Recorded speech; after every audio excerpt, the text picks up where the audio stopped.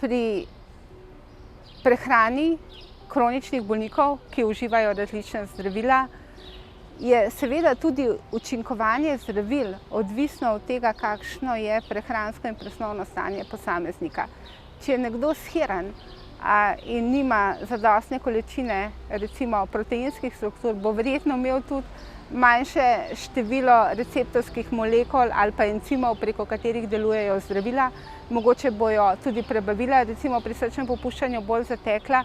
Zato, če pogledamo vnos hrane v konceptu tega, da z vnosom hrane podpiramo presnovo in izboljšujemo prehransko stanje posameznika, na ta način omogočimo tudi bolj optimalno učinkovanje zdravil, glede na to, kaj naj bi ta zdravila delala.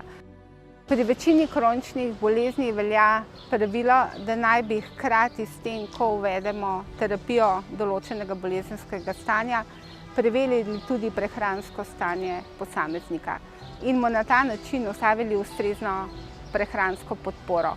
V primeru, da ima ta posameznik, kot sem že prej omenila, različne motnje prehranskega stanja, kot so na primer podhranjenost, kaheksija, tudi debelost, je potrebno individualno naravnati prehransko terapijo, ker na ta način bomo dejansko omogočili najboljše možne učinke zdravil in hkrati dosegli, da bo najmanj toksičnih sopojavov zdravil.